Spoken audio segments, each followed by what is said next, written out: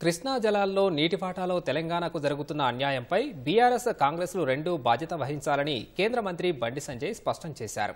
కృష్ణా జలాలపై ఏపీతో కుమ్మక్కై తెలంగాణకు అన్యాయం చేసిన మొట్టమొదటి ద్రోహి కేసీఆర్ అని ఆరోపించారు.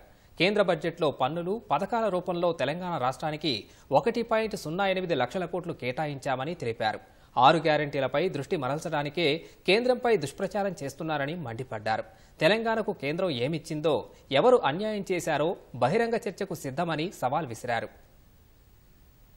కృష్ణా జలాల విషయంలో ఆ ప్రాంతానికి అన్యాయం జరుగుతుందని చెప్పి మొట్టమొదట బహిర్గతం చేసింది భారతీయ జనతా పార్టీ.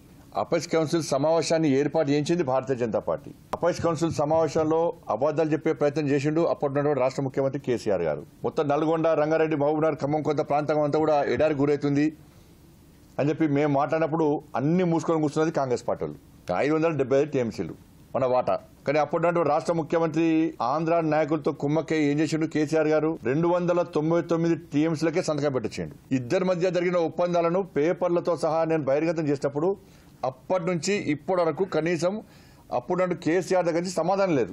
కాబట్టి కృష్ణా జల విషయంలో ఆ ప్రాంతానికి, ఆ ప్రాంత ప్రజలకు రెండు పార్టీలకు క్షమాపణ చెప్పాలి. వీళ్ళు జల మోసం విషయం ఎప్పుడు రాష్ట్రంలో అధికారం లేవు. మేము కేంద్రంలో 2 రాష్ట్రాలకు న్యాయం చేయాలని చూసినాం. కానీ ఈ రాష్ట్ర అప్పుడు ఇక్కడ ఉన్నట్టు కేసీఆరే ఆంధ్ర నాయకులతో కుమ్మకై తెలంగాణకు అన్యాయం చేసిండు. తెలంగాణకు అన్యాయం చేసిన నీళ్ల విషయంలో తెలంగాణకు అన్యాయం చేసిన మొట్టమొదటి ద్రోహి కేసీఆర్. ఇవాళ మళ్ళీ ఏం తెలియనట్టు, నంగనాథ్లకి ఏం తెలియనట్టు మళ్ళీ ఇవాళ కృష్ణా జలాల విషయంలో ప్రజల దృష్టి మళ్లించే ప్రయత్నం చేస్తే 2 పార్టీలు ప్రధాన పాత్ర పోషించాలి.